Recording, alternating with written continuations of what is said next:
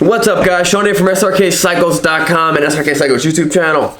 Harley announced they're bringing out 4 new bikes. They're bringing out the Livewire, finally. They're bringing out an adventure bike. Adventure bike riding or adventure bike selling is the fastest growing market out there. They're bringing out the Street Fighter bike, and they're bringing out the Custom, which kind of looks like Fat Bob-esque with that LED headlight. And some people say it might be replacing the Sportster. I doubt that. So 4 new bikes. This is happening in 2020. As a marketer, as a motorcycle enthusiast, as a Harley owner, as a, I hate to say this, as a millennial, and as someone who's test driven more motorcycles than most people out there, I've got some advice for Harley.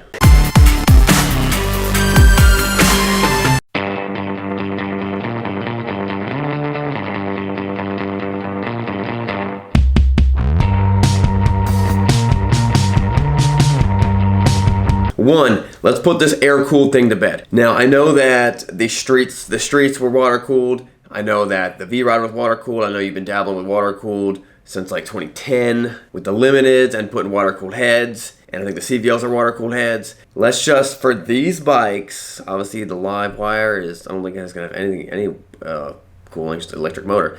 Obviously, for these bikes, let's just put this water-cooled thing to rest. Air-cooled thing to rest. It looks like the adventure bike's water-cooled and the Street Fighter bike is water-cooled. I couldn't tell about that custom bike. Number 2, this is a real big one. You guys have to be competitive in every segment. You have to be price competitive. You have to be style competitive. You have to be performance competitive. You can't have. This is one of those situations where you have to have all 3 of them. If it looks dumb but performs good and is cheap, I don't think anyone cares. You're Harley Davidson. And listen, in the market that you're diving into, no one cares that you're Harley Davidson. You're going to be competing with that adventure bike, with the BMW GS bike.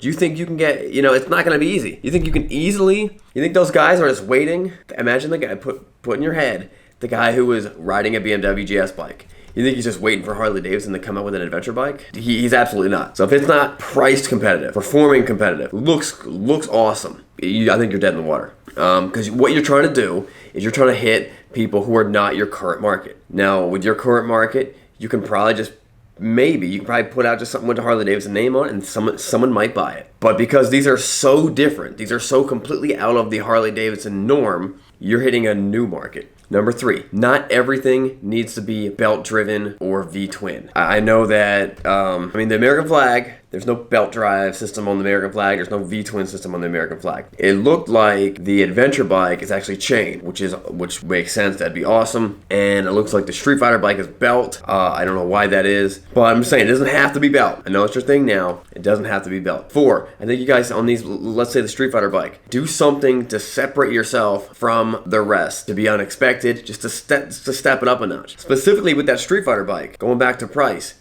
just some specs. That thing it's got to be light. It's got to be at least it can't be any more than 450 pounds at the most. 450 pounds, it's got to be pushing 80 horsepower, and it's got to be in that 8K range. If it's not, I don't think people are going to step up to your bike just because you're Harley Davidson. I really don't. But something that you can do to separate yourself from everyone else, throw launch control on that bike. What Street Fighter bike has launch control? That'd be super awesome. Throw a wheelie control. There's a lot of cool things you guys could do. You guys know more about that than I do. And another thing, start for these bikes, all right, especially that Street Fighter bike. Let's see some horsepower specs. Let's see some horsepower specs. Let's stop this showing the torque specs for everything. And when you're showing torque and everyone's showing horsepower, you can't really compare them. Let's see some horsepower specs. 2, these bikes can't be heavy. You have to shed that stereotype of Harley Davidsons are heavy because they're metal and you guys don't want to use plastic and all these things that people think about. This is why. Don't build the bikes for the approval of your current customers with the intentions of selling them to a new demographic and a new customer base. You're doing it to please these guys, which isn't a detriment because it's not what these guys want. Your current customer base is gonna be annoyed with these bikes because the current customer base thinks all Harleys should be air-cooled because they think that Harley is the next step from horses and they think that horses are air-cooled, which is stupid because horses drink water. They're clearly water-cooled. I've actually heard that argument from a Harley guy.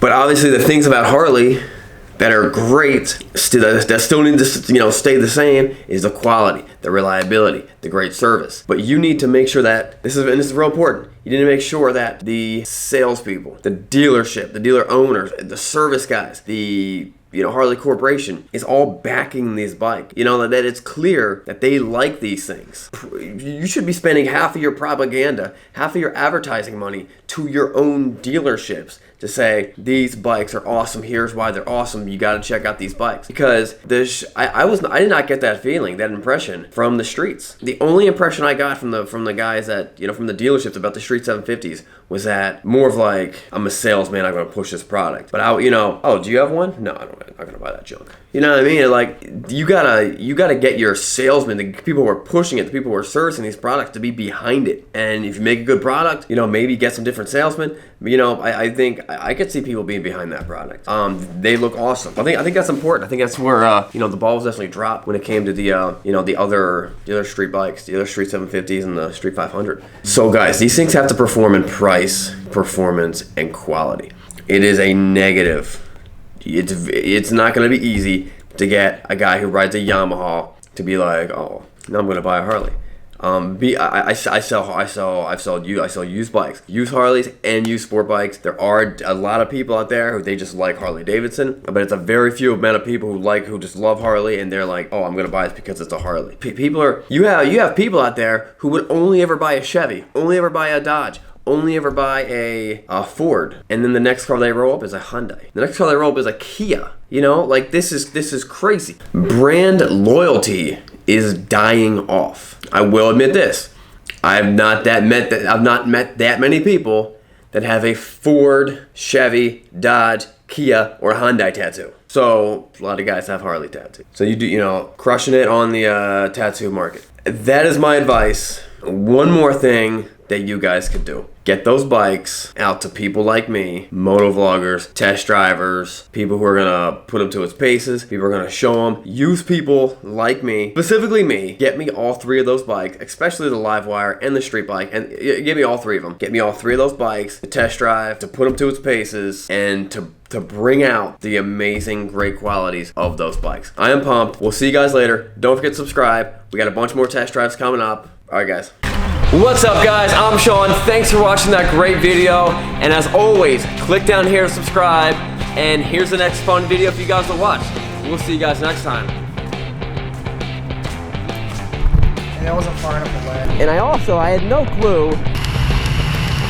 I'm just gonna tell you guys to back off. Train your bikes. And listen, it's not what you're riding, but where you're going. We'll see you guys later. We're pumped.